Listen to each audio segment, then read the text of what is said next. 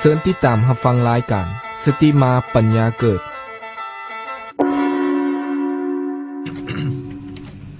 อมตันทโธจะโสโหติโยธรรมมนุสาสติผู้ใดสั่งสอนธรรมผู้นั้นชื่อว่าให้สิ่งที่บ่ตายขอนอบน้อมแด่คุณพระศรีรัตนตรัยคือคุณพระพุทธพระธรรมพระสงฆ์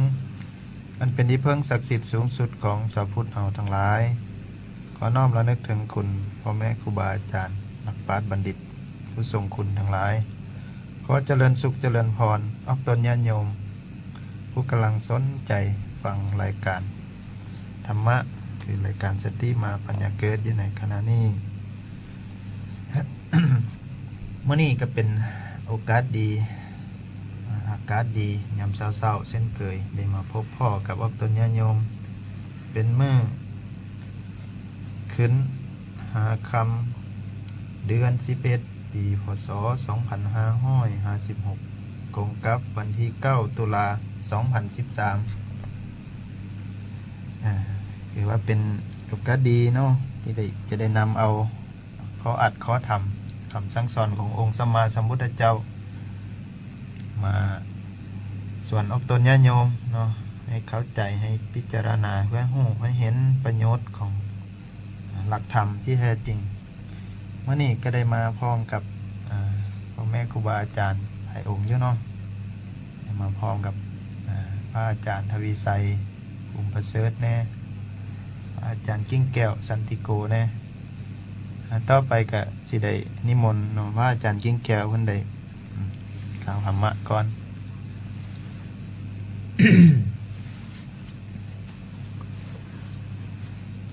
ขอเจริญสุขออกตนญาติโยมที่กำลังติดตามรับฟังรายการมื้อนี้ขน้อยเองมาพร้อมครูบาอาจารย์ทั้งพระอาจารย์ใหญ่และพระอาจารย์บุญเลยเนาะเส้นดังเก่าดังเคยเฮา มื้อนี้พระกาให้กล่าวธรรมะเพื่อความเข้าใจทั้งศีลธรรมต่างๆที่พวกเฮาประพฤติปฏิบัติอยู่เฮือนและก็ จะได้เว้าหลายๆอย่างรวมกันเนาะรวมกันเว้าหลายๆอย่างแล้วก็สนทนาธรรมไปด้วยเพื่อความเข้าใจสิ่งใดที่เฮาบ่เข้าใจก็ขอแนะนำออกตนญาติโยมให้ถามครูบาอาจารย์ผู้เพิ่นมีความรู้ความเข้าใจแต่ว่าขน้อยเองก็กำลังศึกษาใหม่เหมือนกันเนาะเพราะว่าท่านเข้าใจอย่างลึกซึ้งแต่ว่าก็ เฮ็ดเนาะตามหน้าที่ที่ครูบาอาจารย์เพิ่นมอบหมายให้อันนี้เอิ้นว่าเฮาเป็นชาวพุทธที่แท้จริงนี่เฮาก็ต้องทำหน้าที่ให้เหมาะสมสมกับเป็นครูบาอาจารย์นั่นเพื่อนว่า การประพฤติปฏิบัติธรรมะนี่เป็นสิ่งที่สำคัญสูงสุดเพราะว่าคนเฮาเกิดขึ้นมาในโลกนี้กระล้วนแต่แสวงหาความสุขที่แท้จริงเหตุจะได้คนเฮาสิเจอความสุขที่แท้จริงก็คือให้เฮานี่เขามาศึกษาทำเฮียนคำสอนของพระพุทธเจ้าถ้าว่าเฮาบ่ได้เฮียนคำสอนของพระพุทธเจ้าแล้วก็แสดงว่าเฮาเกิดขึ้นมานี่เป็นมนุษย์แบบบ่มีประโยชน์บ่มีประโยชน์หยังดังนั้นจึงพากันเขามาศึกษาทางด้านธรรมะเพื่อให้เกิดความสุขทางด้านจิตใจเพราะว่าธรรมะนี่เป็นภาษาจิตใจเป็นภาษาธรรมก็แม่นได้ ยกตัวอย่างบางคนก็จะบ่เข้าใจเนาะว่าธรรมที่แท้จริงก็คือหน้าที่ธรรมะที่แท้จริงก็คือหน้าที่ออกตนญาติโยมอยู่ทางบ้านทางเฮือนก็ทำหน้าที่ให้ถูกต้องเนาะอันนี้ได้เพิ่นเอิ้นว่าปฏิบัติธรรมะ ปฏิบัติธรรมะอย่างที่แท้จริง ก็คือพยายามละอกุศลบ่ให้อกุศลธรรมเกิดขึ้นอยู่ในหัวใจของเฮานะเพราะว่าทุกคนทั้งหลายนี่ถ้ามีอวิชชาครอบงำจิตใจก็บ่สามารถที่จะมองเห็นโลกอย่างถูกต้องนะ ดังนั้นเพื่อจังว่าโลกที่กำลังมัวเมายังสนใจในธรรมของพระพุทธเจ้าดูก่อนสาธุชนคนใจบุญทั้งหลายเพราะเหตุที่ตถาคตผู้อรหันต์สัมมาสัมพุทธะเกิดขึ้นจึงเกิดขึ้นของน่าอัศจรรย์บ่เคยมี4อย่างปรากฏขึ้น4อย่างนี้คืออันไหน1เพิ่นว่าประชาชนทั้งหลายนี่พอใจในกามคุณยินดีในกามคุณบันเทิงอยู่ในกามคุณขั้นพระพุทธเจ้าแสดงธรรมที่บ่เกี่ยวของกับกามคุณประชาชนทั้งหลายเหล่านั้นก็ยังตั้งใจฟังเงียบหูฟังเพื่อให้เข้าใจทั่วถึงดูก่อนออกตนญาติโยมทั้งหลายนี่คือน่าอัศจรรย์บ่เคยมีอย่างที่หนึ่งนี่ก็ได้มีขึ้นมาแล้ว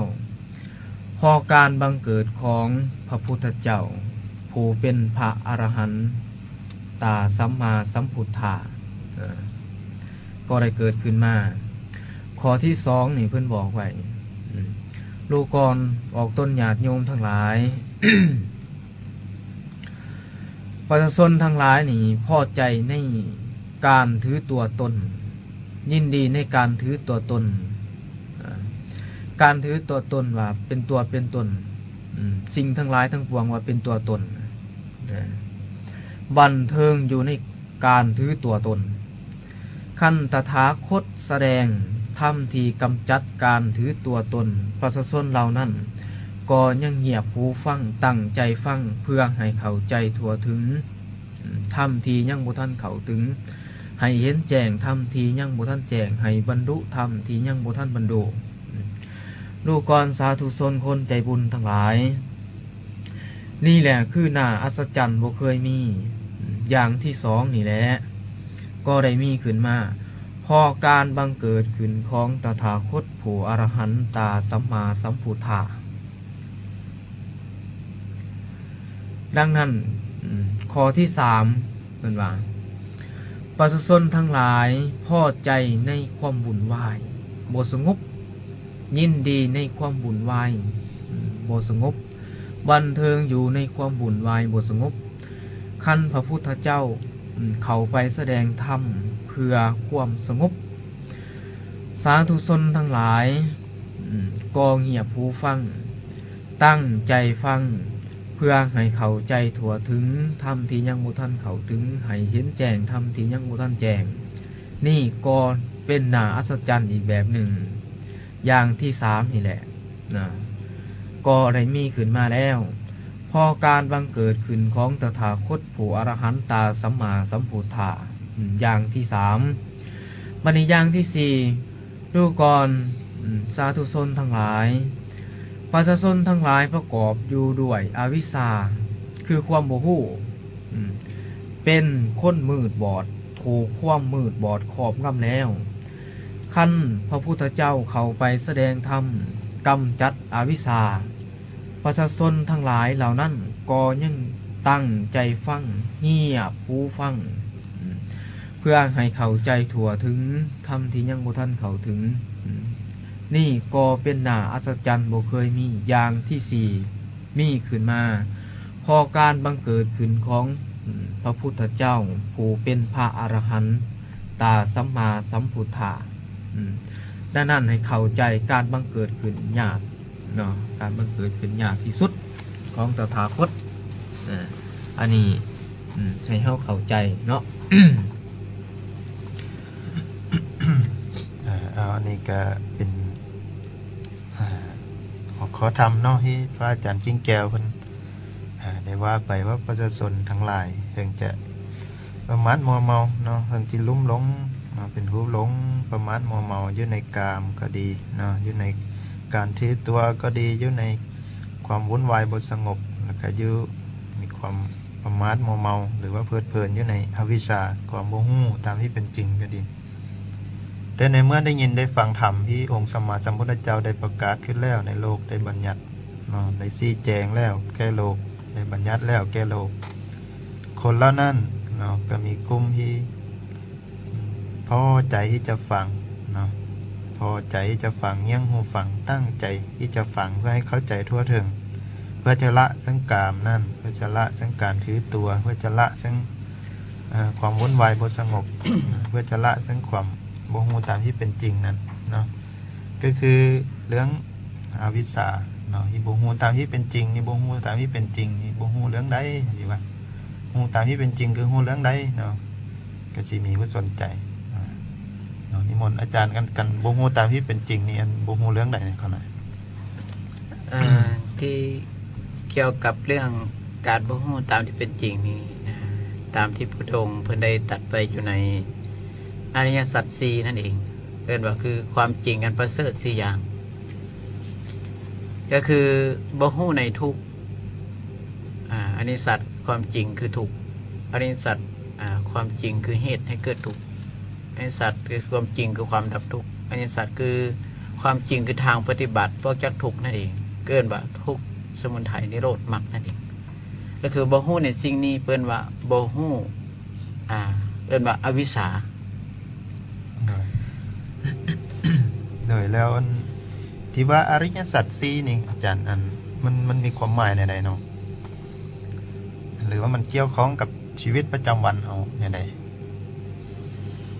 ตัวนี้เรื่องอริยสัจสี่นี้ศาสดาว่ามันเกี่ยวข้องและจำเป็นที่สุดสำหรับการเกิดมาเป็นมนุษย์พุ่นแหละกันว่าต้องให้ฮู้ไวที่สุดไวก่อนสิ่งใดในการเกิดมาเป็นมนุษย์เรียกว่าอริยสัจสี่เพิ่นสมเทียบว่าเหมือนกันกับไฟไหม้หัวเฮาหรือไฟไหม้เสื้อผ้าเฮาพุทธองค์ว่าเฮาสิไปดับไฟก่อนบ่หรือว่าเฮาสิไปฮู้จักอริยสัจสี่ก่อนพุทธองค์ว่านั้นบ่ต้องดับไฟเด้อที่ไฟไหม้หัวเฮาหรือไฟไหม้เสื้อผ้านั้นต้องฮู้อริยสัจสี่ให้ไวที่สุดหรือว่าให้มันไวก่อนที่ว่ามอดไฟคือว่าบ่ให้ไฟมันไหม้หัวจนว่านั้นฮู้มันไหม้ปั๊บฮู้อย่าซีปั๊บดับปั๊บอันนี้เพิ่นว่าจำเป็นที่สุดในการเกิดขึ้นมาเป็นมนุษย์นี่การฮู้ทุกข์ฮู้เหตุของความทุกข์ฮู้ความดับทุกข์ฮู้ทางออกจากทุกข์อันนี้มันจำเป็นที่สุดเลยสำหรับการเกิดขึ้นมาเป็นมนุษย์เพราะว่าบ่มีสิ่งใดที่พระสัมมาสัมพุทธเจ้าที่ในอดีตก็ตามอนาคตปัจจุบันก็ตามก็ล้วนแล้วแต่ตรัสรู้อริยสัจสี่นี่เองย้อนเห็นสิ่งเหล่านี้สัตว์โลกทั้งหลายก็ตามที่ปฏิบัติตามธรรมพุทธองค์อยู่ปฏิบัติตามธรรมโดยยิ่งอยู่ปฏิบัติตามบันทึกต้องอยู่ตามอริยมรรคเป็นองค์แปดอยู่สิ่งเหล่านี้ยอมเห็นแจ้งได้ยอมเกิดขึ้นจากปุถุชนนี่เองเป็นอริยบุคคลได้ทุกสัตว์คนทุกคน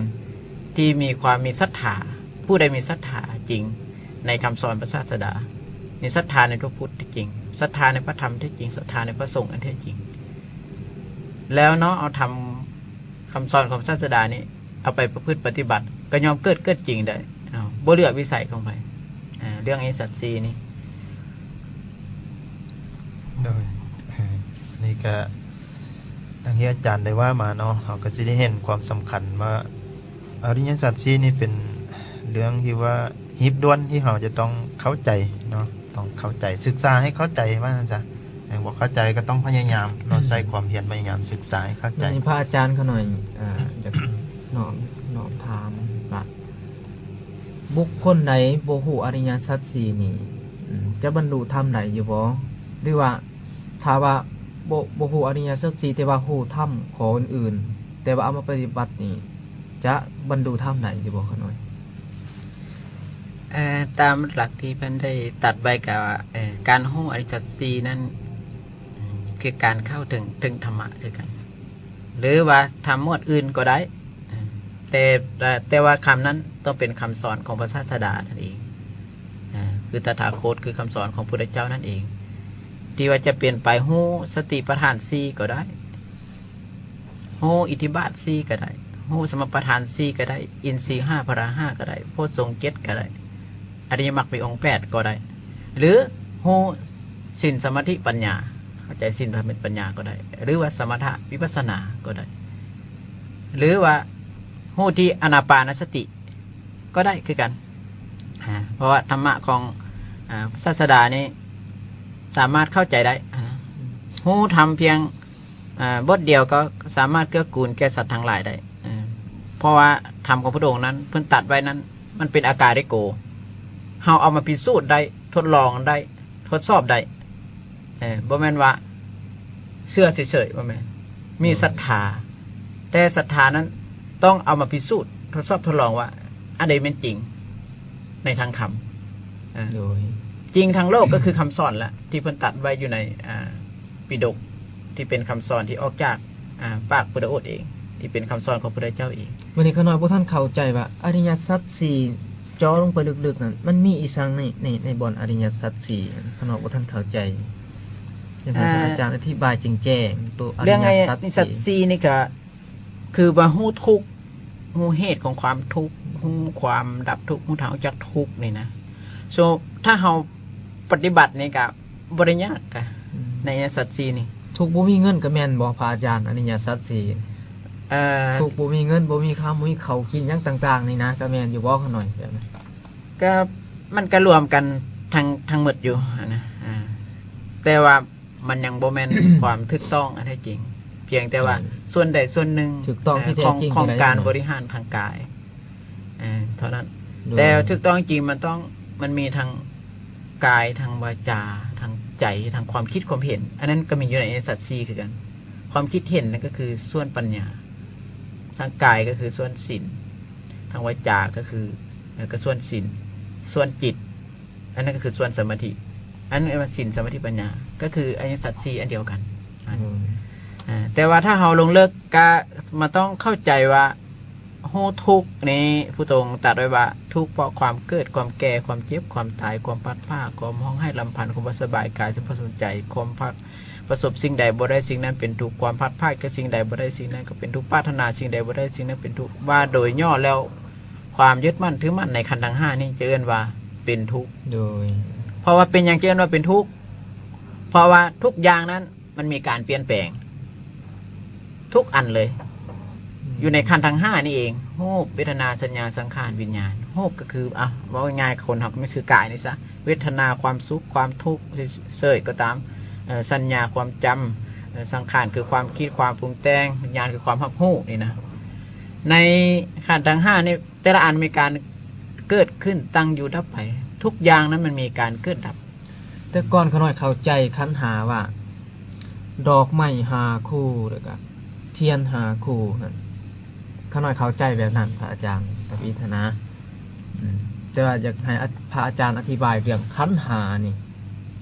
เรื่องขันธ์หานี่อธิบาย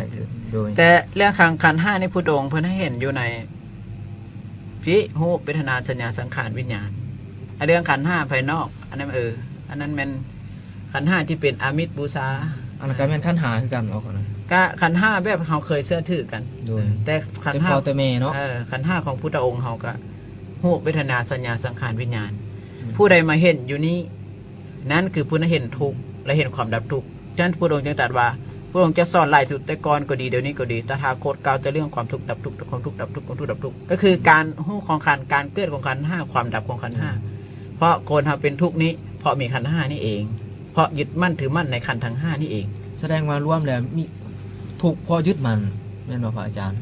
ทุกข์นี้เพราะความยึดมั่นถือมั่นเพียงแต่ว่าเราเข้าใจเรื่องทุกข์นี้ก็ได้เนี่ยเรื่องทุกข์เนาะทุกข์แล้ว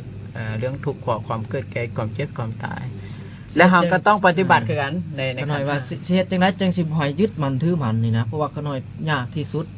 เฮ็ดจังได๋มันก็ คือว่ายังของเก่าอยู่ขนาด ตัวนี้เราก็ต้องปฏิบัติตามธรรมให้สมควรแก่ธรรมนี่คือเอิ้นผู้ดงว่าเป็นผู้ปฏิบัตินั้นต้องเห็นอย่างเห็นเหตุของความทุกข์เห็นความดับทุกข์เห็นทางออกเฮาได้มากนั้นมาฮู้ทุกข์คือฮู้ของขันธ์ห้านี่เองฮู้เหตุของความทุกข์นี่ก็คือสมุทัยก็คือฮู้การเกิดของขันธ์ห้านี่เองฮู้ความดับทุกข์ก็คือฮู้ความดับของขันธ์ห้านี่เองอันนั้นถือว่าทุกข์สมุทัยนิโรธมรรคมันมาฮู้ในมรรคอันเดียวในฮู้ในทุกข์ก็คือก็สามารถดับทุกข์ได้อันนี้ในการปฏิบัตินะเขาต้องมาฮู้อันนี้ขันธ์ห้าในชีวิตประจำวันของเขานี่จะง่ายแล้ววิธีอีกอย่างหนึ่งนั้น หรือเขาสิเอาแบบอานาปานสติที่มาฮู้อริยสัจสี่ก็ได้คือกันฮู้อย่างใดจะง่ายตัวนี้เขาการปฏิบัติเนี่ยจะง่ายเพราะเขามีลมทุกคนนี่มีลมถ้าทุกคนมีลมทุกคนมีหายใจ ทุกคนนั้นปฏิบัติทำได้ ทุกคนว่าคนใดที่มีสัญญาและใจที่เป็นอยู่ก็สามารถปฏิบัติทำได้ทุกคนถ้าว่ายังบ่มีสัญญาได้ใจแล้วยังบ่สามารถปฏิบัติทำได้เพราะว่าตัวนี้มันเข้าใจอย่างไรบ้างนี่สมมติว่าหูทุกอย่างไรหูลมหายใจเข้าออกเพียงแต่พุทธองค์ว่าให้เอาลมนั้นมาให้จิตนะมาอยู่กับลมหรือจิตนั้นมาอยู่กับกายให้หลายกำหนดบอกเขาหน่อยหรือว่ากำหนดลมหายใจเข้าออกอย่างนั้นว่าบ่แม่นกำหนดเพียงแต่ว่าให้มาหู้สิ่งนี้มันมีหายใจเข้าหรือหายใจออกนั้นมันมีอยู่แล้วสั้นพุทธองค์คนตัดต่อภิกขุทางหลายว่าดูก่อนภิกขุทางหลายภิกขุจะไปภิกขุในธรรมวินัยนี้จะไปสู้ปลาก็ตามไปกองห้นไม้ก็ตามยุคเงินบ้างก็ตามถ้านางคู่ขาเข้ามาโดยหอบแล้วตั้งกายซื่อตรงดำรงสติเฉพาะหน้าเมื่อมีสติในการหายใจเข้าเมื่อมีสติในการหายใจออกอยู่เมื่อหายใจออกยาวก็หูเมื่อใจเข้ายาวก็หูเมื่อใจเข้าสั้นก็หูออกสั้นก็หูอยู่จังซี่แล้วเพิ่นว่าให้ละความเพลิดเพลินนั้นที่คือความเพลิดเพลินในอารมณ์นั้นๆถ้ามันเกิดขึ้นมาสู่เฮาเบิ่งลมหายใจเข้าปั๊บมาเฮามาหู้ลมถ้าคิดไปเรื่องอดีตกลับมานั่นเป็นสัญญาได้นะเนี่ยขันธ์ห้าถ้ามันคิดไปอนาคตเป็นสังขารก็ให้กลับมาคิดในปัจจุบัน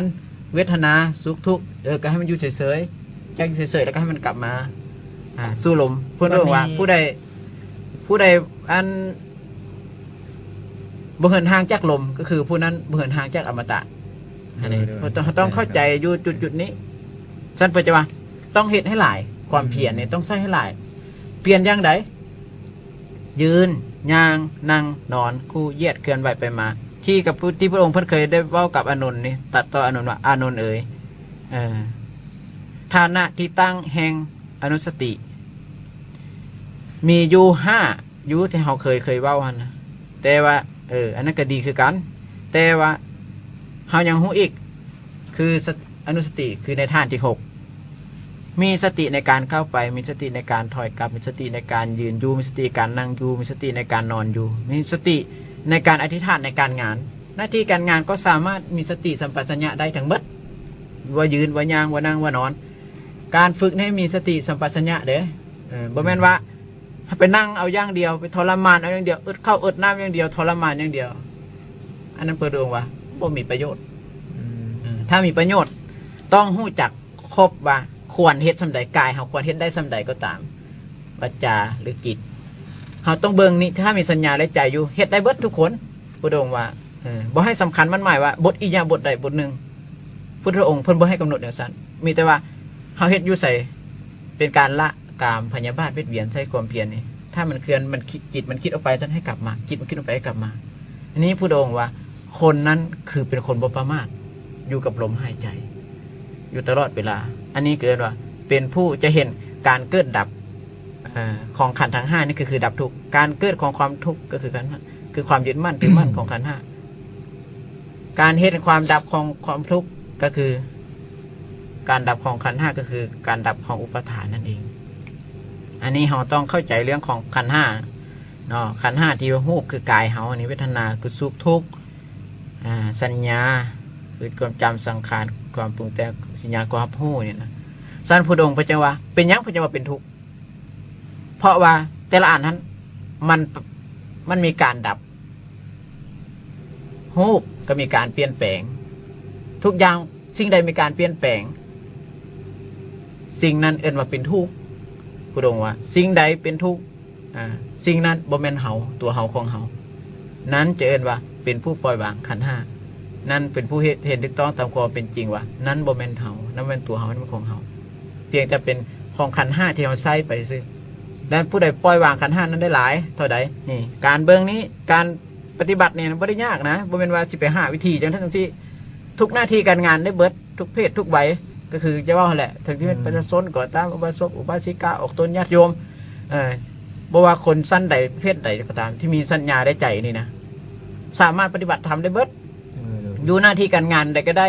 บ่แม่นว่าสิไปให้ไปนั่งหลับตานั่งสมาธิเอาบ่แม่นอย่างนั้นดอกการปฏิบัติธรรมนะนั่งก็ได้ยืนก็ได้ย่างก็ได้นอนก็ได้เฮ็ดหน้าที่การงานก็ได้เพียงแต่ว่าระหว่างจิตให้จิตมาอยู่กับลมนี่จุดสำคัญให้จิตอยู่กับลมมันเคลื่อนไปปั๊บกลับมาปั๊บเคลื่อนปั๊บกลับมาปั๊บเฮ็ดจังซี่เรื่อยๆเฮ็ดให้หลายเท่าใดความคิดที่เคยวุ่นวายเคยสุขเคยทุกข์เคยเป็นปัญหาเคยที่มันเฮาทำงานดีๆมันคิดปุ๊บทำงานดีคิดปุ๊บอันนั้นให้กลับมาโดนไปแล้วมันจะซ่าเข้านี่แหละคือเห็นการเกิดการดับของสิ่งเหล่านี้ไหวแล้วเท่าใดเชิญว่านั้นคนนั้นเห็นทุกข์เห็นเหตุเกิดทุกข์เห็นความดับทุกข์แล้วหูลมปั๊บนี่คือการเกิดแล้วถ้าไปคิดเรื่องอื่นปั๊บลมดับแล้วนี่สมุทัยนิโรธสมุทัยนิโรธสมุทัยนิโรธเหตุเกิดแล้วความดับก็เกิดโลดนี้เดินตามอริยมรรคมีองค์8ว่าจังซี่อาจารย์ เลยว่าทางที่อาจารย์ได้ว่ามาเนาะก็เป็นวิธีที่หวังว่าสิง่ายๆเนาะฮึกกับอุปนิสัยของออกตนญาโยมบ่ยากว่าซะได้โดยปฏิบัติได้โดยบ่ยากบ่ลำบากคือเฮาพยายามเนาะปฏิบัติตามนั้นก็เพื่อสิให้จิตเนาะน้อมเข้ามาเพื่อความเป็นสมาธิมันตั้งมันมีอารมณ์เดียวในการเฮ็ดหน้าที่ใดก็ตามนำหน้าที่การงานเฮ็ดเวียกเฮ็ดงานไม่ยังก็ตามเนาะออกตนญาโยมก็เฮ็ดได้เนาะประสบอุบาสิกาพอออกไม่ออกเนาะหรือว่าภิกขุสามเณรดังที่เฮาพยายามตามเห็นเนาะก็คือเบิ่งลมหายใจแล้วก็จิตมันเป็นสมาธิแล้วก็หรือว่าเว้าอีกวิธีนึงก็คือเพียงแค่เฮาพยายามมีสติอยู่ที่การเห็นเนาะทางตาได้ยินทางหูได้ดมทางดังได้สัมผัสทางลิ้นได้กระทบทางกายได้คิดในทางใจก็มีสติกำหนดรู้ถึงความบ่เที่ยงเนาะความที่มันมีความเปลี่ยนแปลงไปเป็นธรรมดามีลักษณะที่จะต้องทนอยู่ในความเปลี่ยนแปลงนั้นถือความปรุงแต่งเปลี่ยนแปลงให้เป็นไปตามเหตุตามปัจจัยเมื่อเราเห็นหูเห็นจริงด้วยปัญญาอันถูกต้องอยู่อย่างนี้พุทธองค์ว่าเรายอมละเนาะภาวะตัณหามันว่ายอมบ่เพลิดเพลินอยู่ในภาวะตัณหาได้คือเห็นแล้วมันสิยักเบื่อหน่ายเนาะหรือมันสิพ่อนกำลังในความลงไหลลงคือเราไปลงว่ามันสิเที่ยงแท้ถาวรมันสิให้ความสุขความเพลิดเพลินตลอดชีวิตอย่างที่นะคือในเรื่องกามก็ดีเนาะก็ลงห่มงามๆเสียงมันกินหอมๆรสแซ่บๆสมบัตินิ่มนวลเนาะลงเรื่องกามก็ดีลงเรื่องการพยาบาททุกเวรก็ดีมันก็เขาสิลงว่ามันสิเที่ยงแท้ถาวรมันสิให้ความเพลิดเพลินใจตลอดเวลาได้พยาบาทได้จองเวรแล้วมันสิสุขใจน้ำใจตลอดชีวิตนะแล้วความปองให้ก็ดีเนาะเนี่ยมันเกิดขึ้นอย่างนี้เฮาสิบ่เพลิดเพลินเฮาสิเห็นว่าที่จริงมันก็เป็นของบ่เที่ยงแท้แน่นอนมีความเปลี่ยนแปลงธรรมดามีลักษณะที่ต้องทนทุกข์เพราะถึงเหตุปัจจัยปรุงแต่งให้เกิดขึ้นแล้วก็ดับลงเพราะเหตุปัจจัยมันดับลงให้เฮาเห็นอยู่ในนี้เฮาสิละภาวะเนาะละภาวะตัณหาบ่อยากมีบ่อยากเป็นอีกแล้วนะบ่อยากเกี่ยวข้องอีกแล้วแต่ในเมื่อมันยังจำเป็นที่จะต้องคล้องก็ต้องเฮ็ดไปตามสติปัญญาเพราะเห็นอยู่แล้วว่ามันบ่ได้ดังใจเสมอไปความทุกข์ในใจก็สิลดลงเบาบางลงปัญหาทั้งหลายก็สิแก้ด้วยสติปัญญาเด้แต่ก่อนเฮาพยายามแก้ด้วยความวังแน่แก้ด้วยอารมณ์ที่มันให้มันอยากได้ตามใจเฮาแน่เนาะแก้ด้วยวาจาที่มันฮ้อนๆแน่บ่ได้ดังใจก็ให้เอาด่าเอาทางกายก็บ่ได้ดังใจก็ทุบเอาตีเอาจังซี่นะคือสมมุติว่าเนาะเฮาเฮ็ดเวียกเฮ็ดงานเมื่อยๆนะผัวเมียหรือผู้ใดก็ตามเฮ็ดเวียกเฮ็ดงานบ่หันอกหันใจเฮาเนาะหรือว่าคนงานยุค ในที่บริษัทเฮาอยู่เพื่อนร่วมงานเฮ็ดเวียกบ่ทันอกทันใจก็สิด่าเอาทำลายเอาเบียดเบียนเอาเตะเอาทุบเอาจังซี่นะอันนี้เฮาใส่เฮาสิแก้ปัญหาด้วยอารมณ์ในนั้นมันเพิ่นเอิ้นว่ามันเป็นคนที่บ่เห็นสิ่งที่ถูกต้องเนาะบ่เห็นสิ่งทั้งหลายทั้งปวงถูกต้องตามที่เป็นจริงมันว่าเฮามันอยากให้มันได้ดังใจเฮาคันเฮาเห็นในนี้เฮาสิละภาวะตัณหาเฮาสิบ่มีบ่เป็นคนโลภคนโกรธคนหลงในนั้นอีกแล้วจิตใจก็สิสงบลงการทำการงานหรือว่าการแก้ไขปัญหาทั้งหลายทั้งปวงก็สิเป็นไปด้วยวาจาที่สงบเย็นมีเหตุมีผลทางกายก็สิเฮ็ดด้วยความสงบเย็นมีเหตุมีผลเนาะทางจิตก็สิเฮ็ดด้วยการมีเหตุมีผลเพราะฮู้ตามที่เป็นจริงแล้วว่ามันบ่เที่ยงมีความเปลี่ยนแปลงเป็นธรรมดามีเหตุปัจจัยปรุงแต่งขึ้นย่อมดับลงเป็นธรรมดาอันนี้ก็เป็นวิธีอีกวิธีนึงเนาะที่เราจะฮู้ถึงอริยสัจคือทุกอย่างนี่มันก็เป็นทุกข์แล้วก็ย่อมมีปัจจัยมีเหตุที่จะให้เกิดขึ้นเนาะบ่เกิดเองลอยๆแล้วก็วิธีดับก็คือ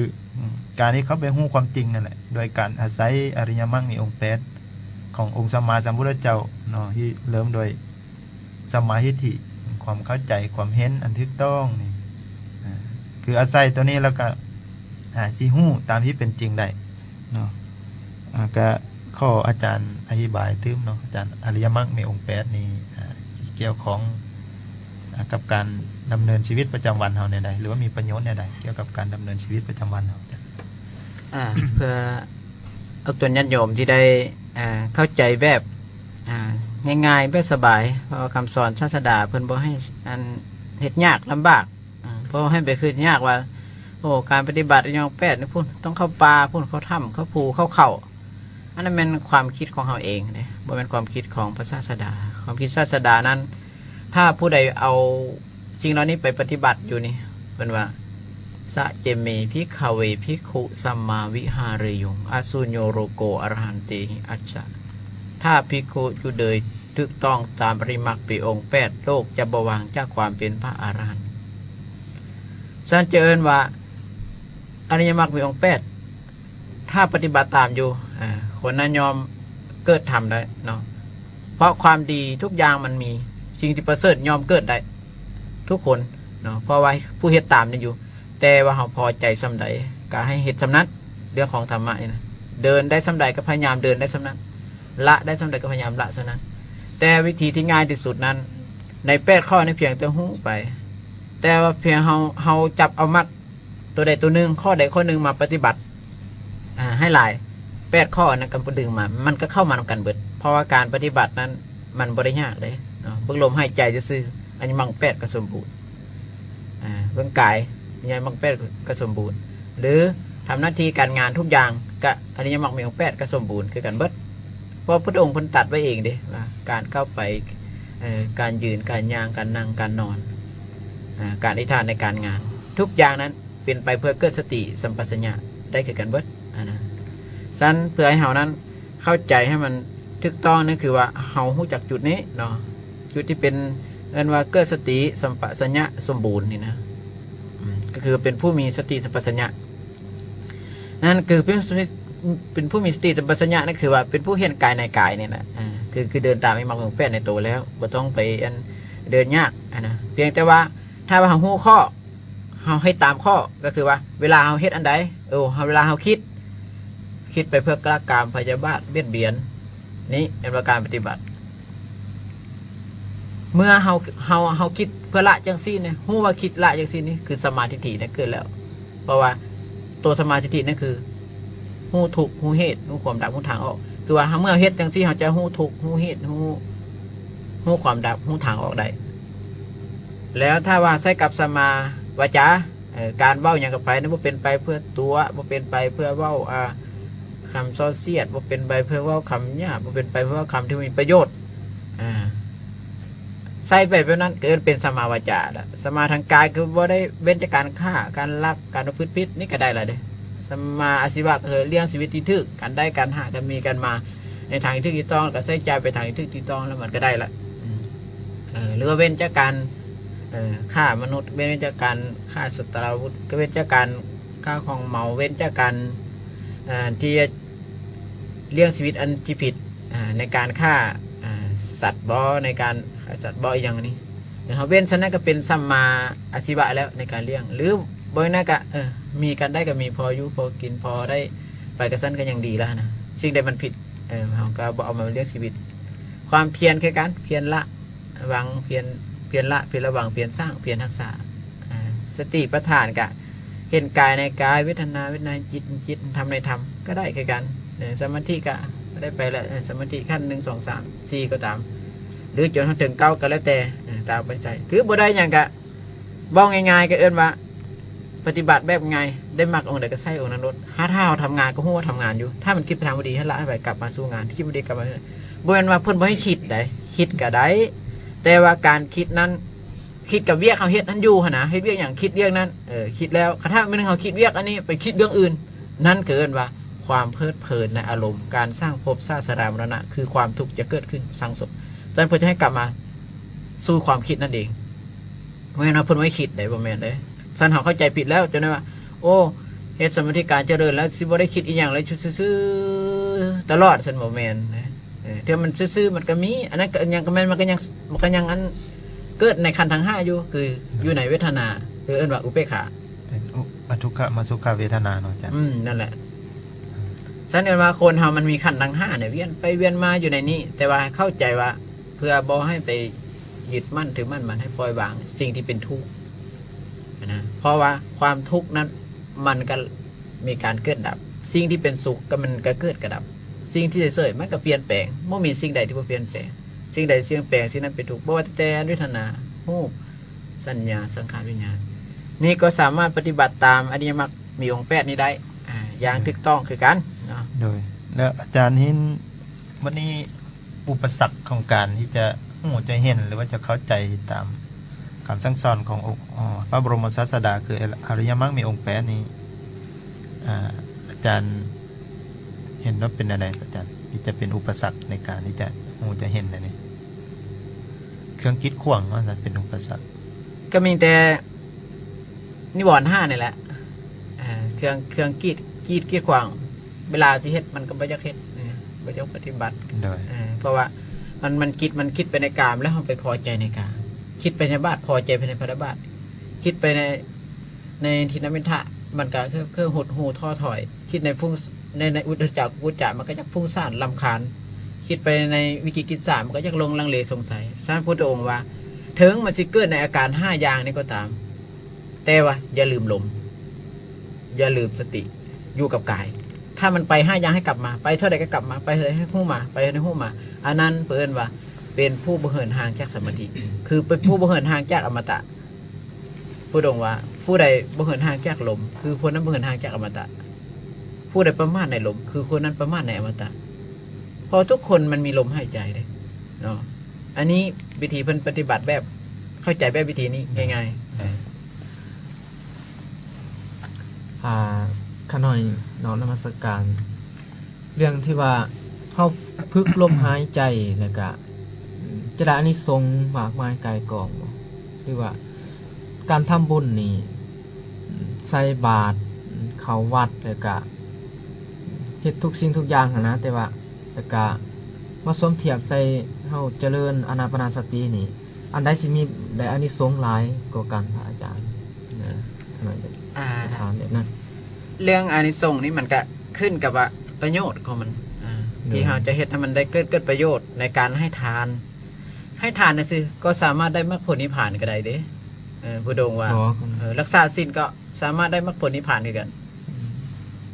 เจริญภาวนาก็ได้มรรคผลนิพพานด้วยกันเพราะว่ามันเป็นองค์อริยมรรคมีองค์8คือกันแต่เพิ่นจำแนกออกไปเป็นทานศีลภาวนาสำหรับให้ฆราวาสที่เขาจะต้องบำเพ็ญจังนั้นก็เป็นไปเพื่อนิพพานได้คือกันทั้งเบิดบ่แม่นว่าสิฮู้แต่ว่าอริยมรรค8แล้วสิได้มรรคผลนิพพานบ่แม่นเขาบำเพ็ญตัวนั้นมันก็มีความหมายในโตเพราะว่าในมรรค8มันก็มีศีลสมาธิปัญญามีทานศีลภาวนาคือกันนะเพราะการให้ทานพุทธองค์อันนั้นเป็นไปโดยการถ้าวางกิจในการถูกต้องโดยการให้นั้นทานนั้นเป็นไปเพื่อการจาคะละความคิดทีละความมันทีวางกิจนั้นอันว่า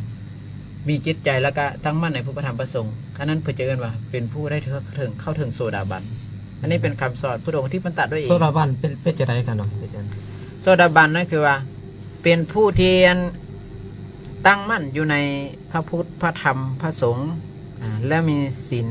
บริสุทธิ์บริบูรณ์ก็ได้คือกัน หรือว่าเป็นผู้มีจาคะก็ได้ หรือเป็นผู้เห็นปฏิจจสมุปบาทสายเกิดสายดับก็ได้ หรือเป็นผู้เห็นว่ากัญญาณวัตรคืออริยมรรคมีองค์8ที่จะต้องเดินอันนี้ก็ได้คือกัน นะอันนั้นว่าเป็นผู้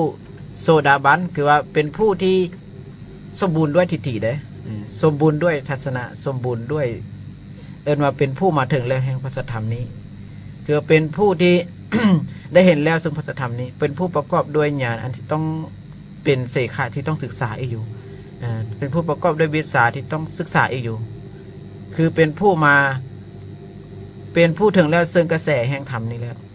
เป็นผู้ประเสริฐเป็นผู้มีปัญญาที่จะละกิเลสเป็นผู้เหยียบประตูแห่งนิพพานคือประตูอมตะ อั นั่ น นเอ นี้ ง คือพระโซดาบัน โซดาบันคือเป็นผู้บ่หวั่นไหวกับสิ่งใดไผสิเฮ็ดอันเครื่องนอกตัวเนี่ยมันเขาเจ้าบ่เฮ็ดดอกเพราะว่าพอโซดาบันนี่เป็นผู้ยังมั่นลงในพุทธธรรมประสงค์แท้จริง หรือว่าอีกอย่างหนึงก็คือว่าเป็นผู้ถึงกระแสของพระนิพพานแล้ว โดย ออกต้นยานโยมกระเมนบ่เขาหน่อย เอาตัวนี้โยม มีแต่ผ่าเพิ่นว่า เรื่องเข้าเชิงโซดาบันนี่บ่ โดย ข้างพุทธการก็เอาตัวนี้โยมเป็นส่วนหลายเพราะว่าผู้ใดก็เฮ็ดได้เบิดนะเพียงแต่ว่าผู้ใดสามารถเฮ็ดให้อินทรีย์แก่กล้าอินทรีย์แก่กล้าคือมีศรัทธาจริงบ่โดยพุทธเจ้ามีความเพียรจริงบ่มีสติจริงบ่สมาธิจริงบ่มีปัญญาจริงบ่เพียงแต่ว่าบ่มสัตว์บ่มอินทรีย์ตัวนี้ให้แก่กล้าผู้ใดมีอินทรีย์แก่กล้าได้ไว้ผู้นั้นก็เห็นไว้บ่ได้ละยากเพียงแต่ว่าใส่ความเพียรนี่ลงใจละสิ่งนี้นี่แหละการบ่มอินทรีย์มันจะเกิดศรัทธาแก่กล้ามันเกิดเนี่ยการเฮ็ดนี่เพื่อละสิ่งนิวรณ์5ละอกุศลละนี่มันออกนี่มันไปนี่มันเป็นกุศลเด้อมันไปทางบ่ดีนี่เป็นอกุศลเบิดเมื่อเฮากลับมานี่เป็นกุศลไปเป็นอกุศลเฮาจะเห็นจังซี่หลายแล้วมันจะเห็นมันสิเกิดปีติเกิดสุขเกิดสมาธิเกิดขึ้นมันจะเปลี่ยนไปเพื่อการเห็นการเกิดการดับพระเจริญอานาปานสตินี่สามารถอันนั้นกำจัดบาปได้บ่พระอาจารย์หรือว่าสิ่งที่มันเศร้ามองในใจเฮาหนาตั้งที่พุทธองค์ก็ว่าผู้ใดเจริญให้หลายแล้วเฮ็ดให้หลายแล้วย่อมมีผลใหญ่อานิสงส์ใหญ่สำหรับผลใหญ่อานิสงส์ใหญ่ก็ได้ว่ามันก็ละบาปอกุศลไปในตัวเลยอันนี้ว่าเรื่องของธรรมะมันเป็นสิเอาตัวญาติโยมทั้งหลายเนาะเพื่อว่าให้ตัวโยมเน้นที่ฟังรายการสติมาปัญญาเกิดนี้ที่ให้เฮานั้นเข้าใจไว้ให้เข้าใจง่ายพอฟังโดนหลายแล้วก็ให้มันเข้าใจง่ายให้ปฏิบัติให้หลายๆปฏิบัติก็บ่ได้ยากดอกบ่แม่นว่าที่ไปหาแบบวิธีนั้นแบบวิธีนี้ยากนะหน้าที่การงานใดเฮ็ดได้เบิดเอาตัวนี้โยมเพียงแต่ว่าดูเฮือนอยู่ซ่านหน้าที่การงานค้าขายทำมาหากินทุกอย่างนั้นเป็นการปฏิบัติธรรมทั้งหมดเนาะดังที่อาจารย์เพิ่นได้อธิบายมาเนาะก็ได้สนทนากับครูบาอาจารย์มาเนาะก็หวังว่าสิให้ความกระจ่างแจ้งแก่ออกตนญาติโยมคือเริ่มโดยเรื่องอริยมรรคนี่แหละแล้วก็วิธีปฏิบัติเนาะที่จะฮู้จะเห็นจะเข้าใจแจ่มแจ้งในเรื่องอริยมรรคหรือว่าเรื่องอริยสัจเนาะก็เพื่อให้เข้าใจเรื่องอริยสัจแล้วก็ละทุกข์ได้นั่นแหละความหมายก็คือเพื่อความเห็นทุกข์แล้วก็ดับทุกข์ได้เนาะกันเว้าสรุปพระองค์เหมือนกันว่า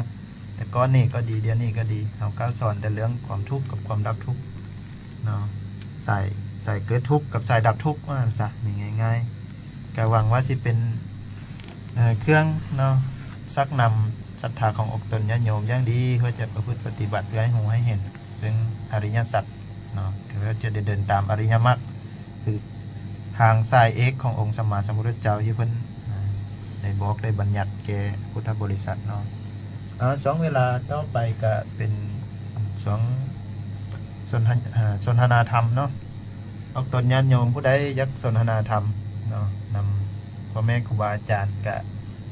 โทรเข้ามาได้เนาะมันเปิดสายน้ำใหม่ตอนนี้ที่0302821ผู้ใดมีหัวข้อทำสนทนาเนาะคำถามไม่ยังก็ดียังของคาใจเนาะก็เจริญพรได้เนาะ และเอาตัวญาติโยมทั้งหลายเนาะที่ว่าเรื่องเนี่ยสัตซีที่อาจารย์ได้อธิบายเกี่ยวกับอานาปานสติเพื่อลมหายใจเข้าออกก็ใช้ความเพียรเพียงแต่ใช้ความเพียรเท่านั้นแหละใช้มักตัวนั้นมาใช้กับตัวนี้ก็ถือว่าสำเร็จประโยชน์เอาตัวญาติโยมทั้งหลายเนาะต้องพิสูจน์ลดธรรมะศาสดานี่บ่เป็นฟังซื่อต้องเอาไปใส่เบิ่งใส่หลายๆใส่ให้เพ่งพิสูจน์ได้นะบ่เป็นให้เสื้อซื่อๆบ่ให้เสื้อเอาบ่ให้ไหวให้ออนให้วอนนะห้องขอแต่ว่าต้องพิสูจน์เองไปเฮ็ดกับหน้าที่การงานปฏิบัติได้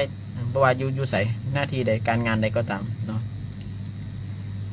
ให้เห็นได้ด้วยตัวเองเนาะอาจารย์ต้องเห็นได้เองแหละเพราะว่าธรรมะของพระองค์เป็นอาการิโกเด้เป็นอาการิโกถูกต้องตามความเป็นจริงบ่เลือกการบ่เลือกเวลาผู้ใดเฮ็ดก็ได้เพิ่นว่าบุคคลใดก็ต้องศึกษาแล้วก็ต้องเห็นได้ด้วยตนเองเพิ่นว่า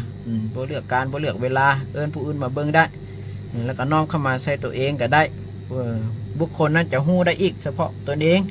อีกด้วยนะเพราะว่ามันเป็นความจริงเลยมันบ่แม่นเรื่องอื่นเนาะเพราะพระสมมาพุทธเจ้าเพิ่นเป็นพระอรหันต์อันแท้จริงแล้วนะเนาะสั่งสอนสัตว์โลกอันแท้จริงนะเราก็ต้องฮู้จริงปฏิบัติจริงตามก็ย่อมได้ผลจริงได้นะฉะนั้นจะเอิ้นว่าหลักธรรมของพระศาสดานี้ก็ง่ายนะตัวญาติโยมไปใช้ได้ทุกเพศทุกวัยทุกหน้าที่การงานได้เบิดมันบ่ได้ผิดอีหยังเนาะบ่ได้ผิดหยังเปลี่ยนไปมีแต่ความเจริญเนาะมีแต่ความเจริญเพราะว่ามันหน้าที่การงานน่ะก็เฮ็ดได้เด้เอาบ่ต่างเฮาอยู่ซื่อแล้วมันคิดไปโอ้จะฆ่าเขานี่ให้กลับคืนมาสู่กายโอ้คือยักรักของเขาให้กลับคืนมาสู่กายของเฮาโอ้บ่เฮ็ดยักประพฤติผิดบ่ยักตัวบ่ยักทำลายผู้อื่นสัตว์อื่นยักไปเบียดผู้อื่นเฮากลับมาไว้นี่เป็นการปฏิบัติแบบว่าเอิ้นว่าตัดความคิดที่เป็นอกุศลแล้วสร้างกุศลนั่นคือมาสู้กับกายนั้นให้หลายเท่าใดจะเกิดกุศลหลายขึ้นเท่านั้นอันนี้เนาะเอาตัวญาติโยมควรที่เข้าใจในเรื่องในการปฏิบัติธรรมแบบวิธีง่ายๆเนาะถ้าตัวโยมสนใจก็โทรเข้ามาถามเติมก็ได้เนาะที่ว่าได้ยินได้ฟังติดตามรายการนี้สติมาปัญญาเกิดอยู่เนาะที่เปิดโอกาสสดให้แก่ตัวญาติโยมที่ว่าขัดข้องในการประพฤติปฏิบัติสงสัยในธรรมในอันใดที่เป็นของศาสดาเขาก็ถามได้เนาะ เอาขอข้าวก็เนาะก่อนแต่ออกจนญาติโยมกำลังรอสายนี่ก็ขอข้าวบุญเนาะคือเพิ่นมีรายการฟังธรรมประจำวันอาทิตย์เนาะทุกๆวันอาทิตย์อยู่ที่วัดป่านาขุนน้อย จัดโดยวิทยาลัยทรงองค์ตื้อแน่เนาะโครงการพัฒนาแบบสาวพุทธแล้วก็รายการสติมาปัญญาเกิดเนาะขอเชิญพุทธบริษัทผู้ที่มีใจใส่ศรัทธาอยากไปร่วมฟังร่วมสนทนาธรรมเนาะร่วมกับเพื่อนอยู่ที่วัดป่านาขุนน้อยทุกๆวันอาทิตย์ตั้งแต่บ่าย 1 โมงถึง 4 โมงแลงผู้ใดมีโอกาสมีเวลาเนาะศรัทธายังก็ไปร่วมกับเพื่อนได้เนาะเจริญพรไปร่วมกันฟังไปร่วมกันสนทนาเพื่อความเข้าใจดีต่อแนวทางของพุทธศาสนาได้เนาะ ก็ดังที่ได้สนทนากับพระอาจารย์มาเนาะก็เป็นเรื่องอริยสัจที่เนาะคือเราพยายามให้เดินตามอริยมรรคมีองค์8เพื่อให้รู้เพื่อให้เข้าใจพุทธองค์มันก็ว่าเนาะสัตว์ทั้งหลายนี้ในเมื่อถึกภัสสะคือการกระทบทางตาหูดังลิ้นกายใจมันสัมผัสเขาแล้วมันเป็นของบังน้าคุณว่าเนาะมันบังน้าเหมือนกับเป็นของแบบเส้นผมบังภูเขาแบบเขาแก้บุหานเขาเว้านะเนาะคือเขาสิเห็นแต่การกระทบนั่นเนาะในเวลาที่กระทบนั้นมันเขาสิใจมันสิสนใจแต่เรื่องนั้นว่าซะแล้วเขาสิเห็นเป็นโดยประการอื่นเนาะจากที่เป็นจริงมีสายเข้ามาแล้วเนาะก็รับสายเจริญพรเจริญพรพรมาสุการเจริญพรพอมีอย่างเนาะการให้เงินคนขอทานการให้บุญด้วยนะเพราะว่าเขาเจ้าอ่านอัปเดตเนี่ยดร.คนหนึ่งเราวิจัยมาเป็นการให้บาปให้เงินคนขอทาน สิริบุญ ฮัลโหล บ่เพิ่นว่า เจริญพรเอาตัวนี้อยู่ เจริญพรถ้าฟังทางวิทยุเนาะมีคำห้ามเดียวบ่ถ้าฟังทางวิทยุ ที่เอาตัวนี้โยมเนาะที่เข้าใจว่าการให้ทานแก่คนขอทานนั้นเขาเจ้าว่าเขาว่าเนาะเขาว่ามันเป็นบาปเขาว่าเขาว่าดอกนั้นแต่ตามหลักธรรมของพุทธองค์แท้ก็เฮาก็เห็นด้วยสติปัญญาแล้วว่าอันใดควรให้บ่ควรให้เฮาก็ต้องเบิ่งจุดนี้นะเนาะตามหลักธรรมพุทธองค์ถึงว่าเฮาสิให้ไปก็ตามเฮาก็เบิ่งอีกว่าคนขอทานเขาให้ญาติขาดมิตรบ่เป็นคนพิการบ่เป็นคนที่ขาดที่พึ่งอีหลีเฮาก็จำเป็นก็อนุเคราะห์กันไปมันก็ยังดีอยู่การอยู่ในโลกนะเนาะแต่ว่าบ่แม่นว่าการให้แบบส่งเสริมการให้แบบส่งเสริมนี่ถือว่าเอิ้นว่าเขาก็ยังเฮ็ดได้ทำได้ไปได้มาได้อีหยังเขาก็อันนั้นเป็นการส่งเสริมซ้ำส่งเสริมมันก็บ่ถูกต้องนะความหมายว่าการให้ทานนั้นสำหรับผู้ที่เขาขอบางเทื่อเขาขอด้วยจำเป็นแล้วก็ควรให้ถ้าเขาบ่จำเป็นเขาตั้งเหตุอาศัยเขาก็เบิ่งด้วยสติปัญญาว่าอันใดควรบ่ควรตัวใดเป็นไปเพื่อการส่งเสริมให้เป็นอกุศลเขาก็ละเสียแต่ตัวใดเป็นไปเพื่อกุศลเขาก็เฮ็ดให้มันเจริญขึ้นเอาตัวญาติโยมทั้งหลายเนาะเพราะว่ามีจิตคิดในทางที่ดีไว้ก่อนนะเดี๋ยวครับใส่ไม้เนาะจ้ะเนาะเจริญพร ฮัลโหลบอกน้องยังรับการ เจริญพรบ่ออกยังให้คำอาจารย์เนาะพรวิทยุจักน้อยแน่เนาะ อยากจะถามนะพระพุทธธรรมะของพระพุทธองค์นี่สอนให้คนปฏิบัติเกิดแต่กระแท้เจ้าอยากจะกู้เพราะว่ามันบางอาจารย์บางครูบาอาจารย์นี่ยังอธิบายบางคนเนี่ยเจ้าบอกเข้าใจนะอธิบายแบบบางคนก็แบบเป็นปัญหาบอกแบบเล่านิทานต่อไปนี้ก็จะยังหัวสอนให้พระเจ้าเป็นตั้งแบบใจมีคำห้ามเดียวเนาะตอนนี้แหละมันน้อยเจริญพรถ้าฟังทางวิทยุเนาะเจริญพรญาติโยมที่ว่าเขาจะปฏิบัติได้ที่เป็นคำสอนพระองค์ใช่จริงท่านถ้าองค์ใดเพิ่นกล่าวธรรมของศาสดาเฮาก็ฟังไปตัวจุดใดที่เฮาจับเข้าใจได้ก็เอาตัวนั้นไปใช้ไปปฏิบัติตัวใดที่เฮายังบ่ได้เทื่อเฮาก็ปล่อยวางไปกระทิ่มไปก่อนนะเพราะว่าพุทธองค์ว่าเพียงแต่ว่าเข้าใจธรรมของพุทธองค์เพียงบทเดียวก็ยังเป็นไปเพื่อความสุขสิ้นกาลนานแก่ปวงชนทั้งหลายได้นะซั้นเฮาเข้าใจบทใดเฮาก็ใช้บทนั้นบ่แม่นเฮาสิไปจำเอาทั้งเบิดดอกคำสอนศาสดานะเพียงแต่ว่าเข้าใจสำใดสำนึงก็เอาบทใดที่ว่ามันพอจะเข้าปฏิบัติได้ง่ายเฮ็ดได้ทำได้เฮาก็เอาตัวนั้นไปก่อนเอาตัวนี้โยมเนาะเฮาบ่ต้องไปคิดให้หลายกว่าเฮ็ดนะเฮาเข้าใจสำใดก็ใช้สำนั้นที่เพิ่นกล่าวมาทุกองค์เพิ่นก็ก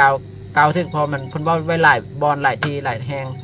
ก็มีหลายคำเนาะบทที่เป็นประโยชน์เนาะอาจารย์เนาะเป็นไปเพื่อละอกุศลใดเนาะอาจารย์เนาะขอรับสายต่อไปเจริญพรโดยก็นมัสการอาจารย์เจริญพรพอมียังเนาะจะถามกันสายหลุดเนาะก็บ่เป็นยังเนาะโทรเข้ามาไหมก็ได้ให้ปฏิบัติตามที่ว่าเฮาเข้าใจสำใดก็เอาสำนั้นแหละเอาตัวญาติโยมบ่ต้องเอาหลายดอกสำเฮาพอจะเข้าใจสำใดก็เฮ็ดไปเพื่อบ่ให้เบียดเบียนตนเองผู้อื่นแล้วก็พอแล้วมันก็ยังดีและความสุขอยู่ในโลกแล้วถ้าว่ายังมั่นในพุทธพระธรรมพระสงฆ์ก็จังค่อยฟังไปพิจารณาไปแล้วก็สิเอาทำตัวใดที่จะไปใช้ก็ใช้เนาะสิ่งที่อาจารย์ได้แสดงไปหรือได้กล่าวธรรมศาสดาไปในวันนี้ก็คือเรื่องเบื้องลมหายใจเข้าออกใช้ความเพียรอย่างนี้ให้หลายแล้วจะเข้าใจเองละอกุศลมีสายเข้ามาเนาะเจริญพรขอน้อมนมัสการอาจารย์ไม่ออกเจริญพรไม่ออกมียังเนาะจะถามอาจารย์โดยก็น้อยอยากถามว่ามีโครงการอยู่วัดตานาคูนน้อยนะบ่มีอันที่ว่าโครงการออกคืนบ่เพราะว่าอยู่บ้านก็น้อยจะมีเด็กน้อยที่ว่าอยากรู้ธรรมนะปฏิบัติธรรมทุกคืนอยู่ศาลาของบ้านก็น้อยนะแต่อยากได้เด็กน้อยนี่ไปฟังธรรมหรือว่าฟังการสนทนาธรรมอยู่วัดตานาคูนนะอันนั้นเป็นเว้าไว้อยู่ในวันอาทิตย์เด้โดยและโครงการนี้บ่มีทุนบ่ที่ว่าจะเป็นค่ารถค่านั้นนะมีรถมาหับนะมีบ่ตัวนี้แท้ก็ ต้องได้ถามเพิ่นเบิ่งก่อนเด้อตัวนี้ก็อาจารย์ก็บ่ทันได้ตอบเนาะ อย่าสิประชาสัมพันธ์เติมเนาะก็ไม่ออกโทรหาเบอร์56114878 56114878เนาะโหสอบถามเพิ่นเบิ่งว่าเพิ่นมีแนวใดเนาะก็ติดต่อเพิ่นเบิ่งว่าเพิ่นสิมีทุนมีไม่หยังให้การอุปถัมภ์กำสู่หรือว่าให้การอำนวยความสะดวกแก่ผู้จะไปฟังธรรมแนวใดก็เจริญพรเนาะ56114878เนาะโทรไปหาเบอร์นี้เนาะอีกพระอาจารย์เพิ่นจะต้อนรับเนาะผู้ฝ่ายวิชาการเพิ่นดังที่ดำเนินรายการมาเนาะก็ถึงช่วงสุดท้ายของรายการดังที่ได้สนทนากับพ่อแม่ครูบาอาจารย์เรื่องอริยสัจสี่เนาะหรือว่าเรื่องการปฏิบัติตามอานาปานสติเพื่อให้เข้าใจอริยสัจสี่เรื่องการปฏิบัติตามอริยมรรคมีองค์8เพื่อให้เข้าใจอริยสัจสี่ก็หวังว่าจะเป็นแนวทางที่ดีที่เสนอให้ออกตนญาติโยมเนาะหวังว่าจะเป็นการปลูกสร้างศรัทธาส่งเสริมความภาคเพียรของออกตนญาติโยมเนาะส่งเสริมสติส่งเสริมสมาธิส่งเสริมปัญญาเพื่อให้เข้าใจ